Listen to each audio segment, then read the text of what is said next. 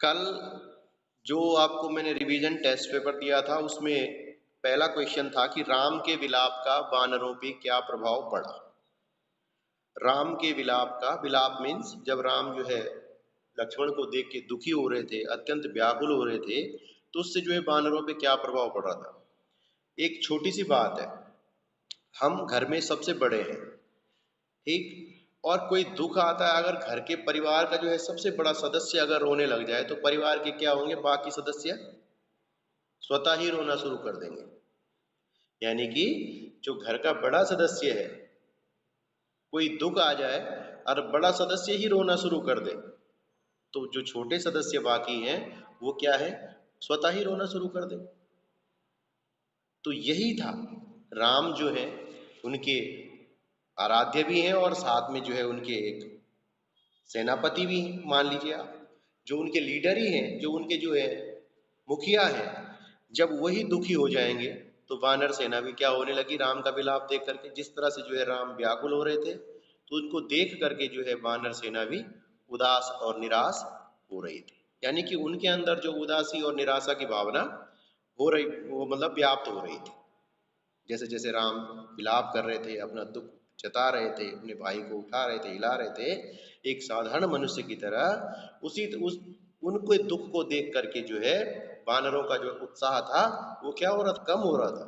वो जो है दुखी हो रहे थे उनको देख देख करके। यानी कि जब हमारा जो है मुखिया ही टूट गया है तो बाकी होता क्या है, सेना में तो भगदड़ मचनी स्वाभाविक है। अगर हम किसी सेना का सेनापति मर जाए तो सेना तो भाग जाएगी, कौन संचालन करेगा, कौन मार्गदर्शन करेगा। तो इसीलिए जो है राम के विलाप को देख करके वानर सेना अत्यंत दुखी हो रही थी, उनके अंदर निराशा जाग रही थी। ठीक, फिर हनुमान के आगमन को किस रूप में चित्रित किया गया। पहले सब दुखी हो रहे थे, निराश हो रहे थे, जैसे ही हनुमान आते हैं तो सबके अंदर क्या होता है, एक उत्साह आ जाता है, यानी कि वीर रस उत्पन्न हो जाता है कि भाई ना उम्मीदी में कहीं जब उम्मीद की किरण दिखाई देती है तो एक नया जोश उनके अंदर आ गया। जैसे ही जो है हनुमान संजीवनी लेके पहुंचे तो वानर सेना के अंदर एक जोश उत्पन्न हो गया, यानी कि वीर रस जो है उनके अंदर आ गया। ठीक है बेटा, हिम्मत आ गई, एक उत्साह की भावना आ गई कि हाँ अब जो है लक्ष्मण जी के प्राण बच जाएंगे और हमारे प्रभु श्री राम जी जो है प्रसन्न हो जाएंगे। एक उत्साह उनके अंदर आ गया, एक उम्मीद उनके अंदर जग गई। ठीक, फिर हनुमान को देख करके राम के मन में क्या भाव उत्पन्न हुए होंगे। भाई जो व्यक्ति किसी के इतनी ज्यादा काम आ रहा है तो उस व्यक्ति को आता हुआ देख करके उनके मन में क्या बात आई होगी। बात आती थी यहाँ पे कृतज्ञ और कृतज्ञ की।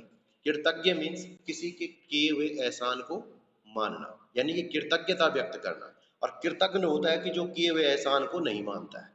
कृतज्ञ और कृतज्ञ दो अपोजिट वर्ड है, विलोम शब्द। ठीक, तो राम जैसे आते हैं तो हनुमान जी को गले लगाते हैं, उनका जो उनके प्रति कृतज्ञता व्यक्त करते हैं। कृतज्ञता मीन्स जैसे हमें कोई हमारी मदद करता है, वो उसने जो है कठिन परिस्थितियों में किसी व्यक्ति ने मदद की होगी तो हम क्या करते हैं, अरे भाई बहुत बहुत धन्यवाद आपका यार, आपने जो है मेरी इतने समय में मदद की है कि मैं आप क्या बताऊं आपको, मेरी स्थिति इतनी खराब थी कि आप नहीं होते तो मैं तो बर्बाद ही हो जाता। मतलब हम उसका एहसान मान रहे हैं। तो उसी तरह से रामचंद्र जी ने भी जो है हनुमान जी को आते ही जो है गले से लगाया और उनके प्रति जो है कृतज्ञता व्यक्त की, उनका धन्यवाद किया कि भाई आप नहीं होते तो आज लक्ष्मण के प्राणों की रक्षा नहीं हो पाती। कृतज्ञता व्यक्त की, ठीक है, उनका एहसान माना। फिर लक्ष्मण की मूर्छा कैसे दूर हुई, बिल्कुल सीधा सीधा है कि जैसे हनुमान जी संजीवनी लेके आए तो तुरंत जो है सुसैन वैद्य ने जो है संजीवनी से जो है इलाज करके या उन लक्ष्मण को जो है देख करके उनके प्राणों की रक्षा की गई। ठीक, फिर लक्ष्मण के ठीक होने पर वानर दल की प्रतिक्रिया। पहले तो सब निराश हो रखे थे, पहले तो सारे के सारे निराश थे, लेकिन जैसे जो है लक्ष्मण की मूर्छा दूर हुई, सब जो है जोश और उत्साह के साथ जो है जय श्री राम के नारे लगाने लगे। सब जो है प्रसन्न हो गए, प्रसन्न होकर के जो है एक दूसरे को बधाई देने लगे, एक दूसरे के गले मिलने लगे। फिर हनुमान के चरित्र की विशेषताएं क्या है। हनुमान जी जो हैं, सबसे पहली चरित्र की विशेषता तो ये है बेटा कि हनुमान जी बिल्कुल स्वामी भक्त है, यानी अपने प्रभु श्री रामचंद्र जी के लिए काम के लिए जो है बिल्कुल तत्पर है। दूसरा, बड़े वीर हैं, साहसी हैं, निडर हैं। ठीक, ये जो है आप लिख सकते हैं। कुंभकर्ण ने रावण से क्या पूछा? जब रावण कुंभकर्ण को जगाने गया, क्या पूछा कि भाई क्यों जगाया गया है? मुझे जो है सोने से क्यों तुमने जो है जल्दी जगा दिया? क्या कारण था कि जो तुम्हें मुझे जगाने की आवश्यकता? अपने को जगाने का कारण पूछता है कि भाई क्यों तुमने मुझे जगाया है।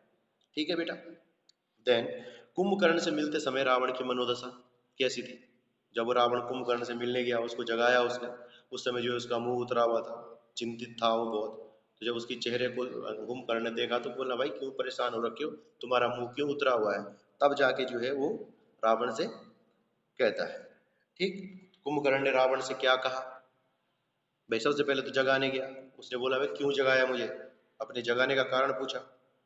फिर दूसरा भाई है, रावण की मनोदशा क्या थी? वो बिल्कुल निराश था, उदास था, डरा हुआ था कि भाई सारी सेना तो युद्ध में मारी जा चुकी थी, सारे वीर, बड़े बड़े वीर जो हैं वानर सेना के साथ जो है रणभूमि में जो है वीर गति को प्राप्त हो गए थे। इसलिए जो है रावण जो है चिंतित था, उसके मुंह पे जो है चिंता की लकीरें साफ देखी जा सकती थी। फिर कुंभकर्ण ने रावण से क्या कहा? कुंभकर्ण ने, बेटा कुंभकर्ण भी जो है ऐसा राक्षस तो था, लेकिन वो ज्ञानी थे, ये सभी ऐसा नहीं था। कुंभकर्ण ने जो है रावण से ये कहा कि अरे दुष्ट, तूने ये क्या गलत काम कर दिया है? जब रावण ने उसको सारी कहानी बताई कि ऐसा ऐसा है कि शूर्पणखा की नाक कटी और मैंने जो है रामचंद्र जी की स्त्री यानी सीता का क्या कर दिया, आहरण कर लिया है, और इसलिए जो है वानर सेना सहित श्री राम ने जो है क्या कर दिया, लंका पे चढ़ाई कर दी है। तो तब कुंभकर्ण बोलता है, अरे मूर्ख, तूने तो कितना गलत काम किया है, जगदम्बा हरियाणी है, अब सट चाहत कल्याण। रावण मुख बिलोकी कुंभकर्ण बखान, और जगदम्बा हरियाणी है, अब सट चाहत कल्याण। यानी कि उसको कहता कि अरे मूर्ख, तूने जो है जगत की माता यानी कि सीता माता का अपहरण करके और तू अपना भला चाहता है। तूने सबसे पहले तो कितनी बड़ी गलती तूने की कि तूने जो है श्री रामचंद्र जी यानी सीता माता जो जगत की माता है उनका तूने अपहरण किया है, और अब तू अपना कल्याण चाहता है। मतलब काफी बुरा भला कहता है कुंभकर्ण रावण के लिए कि भाई तूने तो बहुत गलत काम किया। हाँ, लेकिन एक भाई होने के नाते जो है कुंभकर्ण रावण का साथ देने के लिए तैयार हो जाता है कि चलो कोई बात नहीं, अब तूने कर दिया, कल्याण तो तेरा कभी नहीं हो सकता, भला तो नहीं हो सकता है, क्योंकि तूने जो है पर स्त्री का हरण किया है। और दूसरी बात, जगत की माता देवी सीता को तूने, सती सीता को जो तूने हरण करके लाया है, तेरा तो कभी भला हो नहीं सकता, सीधे रावण को कह देता है। लेकिन भाई होने के नाते जो है उसका साथ देने के लिए तैयार हो जाता है, अपना क्षत्रिय धर्म निभाने के लिए वो तैयार हो जाता है, तब जाके लड़ाई में चला जाता है। ये तो कल का था। अब आज जो मैंने आपको दिया है उसमें है पहला कि सिल्वर वेडिंग कहानी के आधार पर बताइए कि यशोधर बाबू अपनी घर की संपन्नता से क्यों उदास थे। ठीक। यशोधर बाबू अपने घर की संपन्नता क्यों उदास थे? क्यों उदास थे? क्योंकि यशोधर बाबू, आपने पहले भी पढ़ा कि पुराने ख्यालात के व्यक्ति हैं। वो जो हैं, जो नए चीजें हैं उनको जीवन में जल्दी से स्वीकार नहीं करते। अब घर की संपन्नता, बेटे को नौकरी मिल गई है, बेटी डॉक्टरी कर रही है, ठीक है, बड़ा बेटा जो है यूपीएससी की परीक्षा में निकल के जो है छोटी रैंक मिली तो ज्वाइन नहीं कर रहा है कि और बड़ी रैंक चाहिए। घर में कमी नहीं है किसी भी चीज की, यशोधर बाबू खुद सरकारी मुलाजिम है। लेकिन जब वो बच्चों को जो है आधुनिकता में जो है खोए हुए देखते हैं, यार हमारे बच्चे कितने मॉडर्न हो गए हैं, उनके कपड़े चेंज हो गए हैं, बिल्कुल खान पान चेंज हो गया है, उनको ये सम हाउ इन प्रॉपर लगता था, यानी कि वो बिल्कुल इनको अच्छा नहीं मानते थे। वो कहते थे कि भाई हमें जितना जरूरी है उतना होना चाहिए।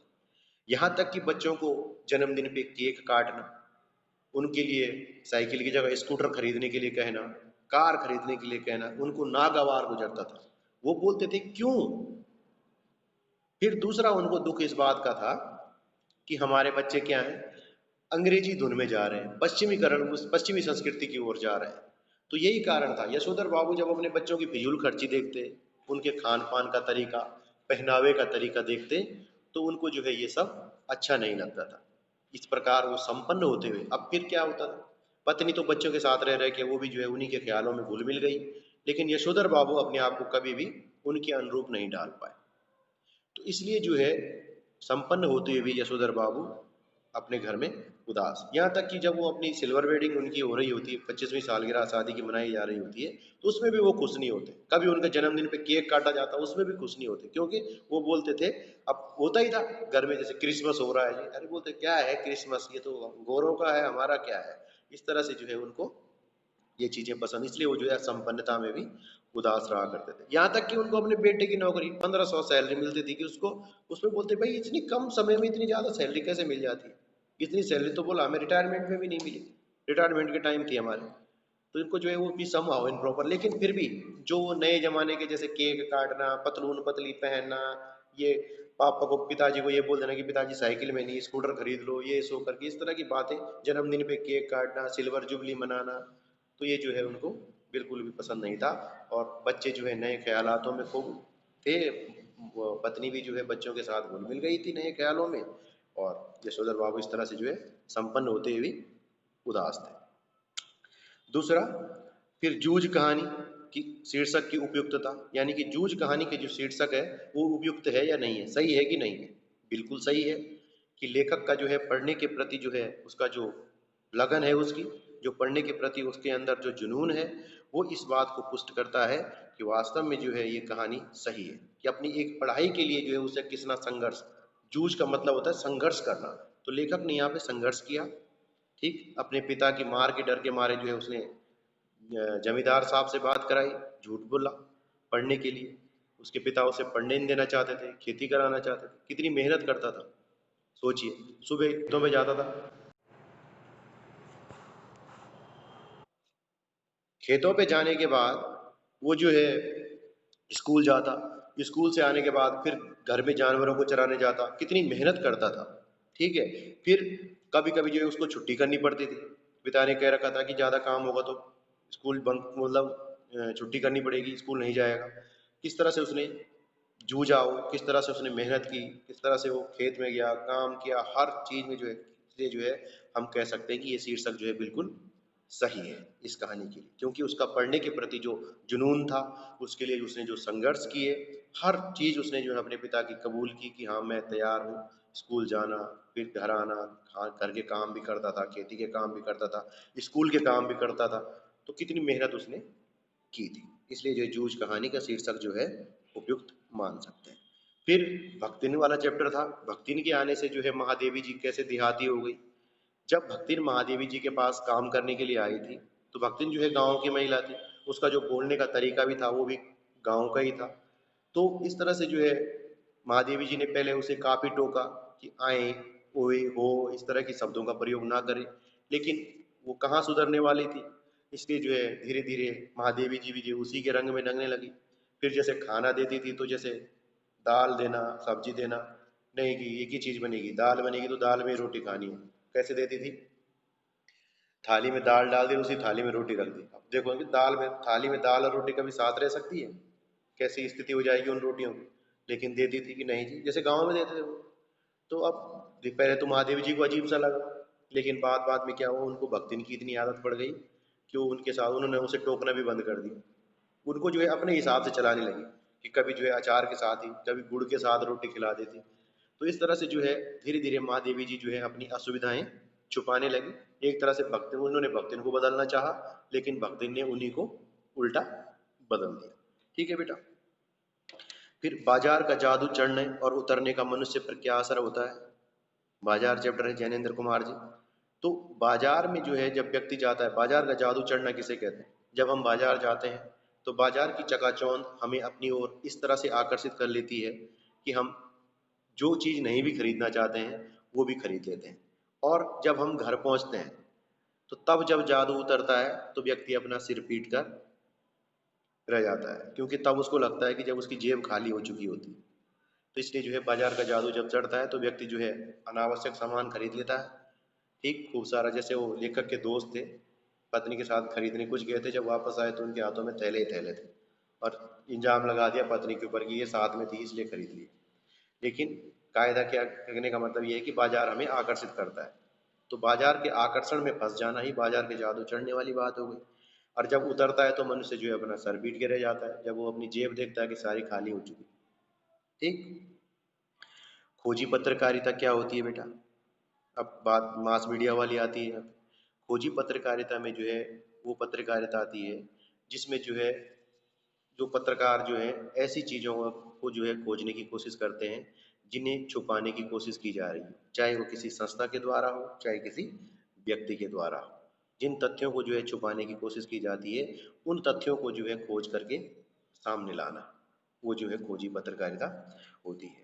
विज्ञापन की भाषा कैसी होनी चाहिए? विज्ञापन जो हम लोग दिन रात देखते हैं, विज्ञापन की भाषा अत्यंत सरल होनी चाहिए ताकि जो है हर व्यक्ति की समझ में आसानी से आ सके। ठीक, फिर है किन्हीं दो जनसंचार के माध्यमों के नाम लिखना। जनसंचार के माध्यम क्या होते हैं? जिन चीज़ों के द्वारा, जिन माध्यमों के द्वारा जनसंचार की प्रक्रिया संपन्न होती है उनको जनसंचार के माध्यम कहते हैं। जैसे रेडियो, टेलीविज़न, समाचार पत्र, पत्रिकाएं, इंटरनेट। तो आपको यहाँ पे दो ही पूछे गए हैं तो आप दो ही लिखेंगे, या आप टेलीविज़न या इंटरनेट, समाचार पत्र और पत्रिकाएं, ये भी आप समझ सकते हैं। फिर होती बेटा फीचर, किसे कहते हैं? फीचर, फीचर जो है एक सुव्यवस्थित लेखन क्रिया होती है, एक लेख होता है फीचर, जिसका उद्देश्य पाठकों के ज्ञान को बढ़ाने के साथ साथ उनका मनोरंजन करना भी होता है। फीचर जो है एक सुव्यवस्थित लेख होता है जिसका उद्देश्य पाठकों को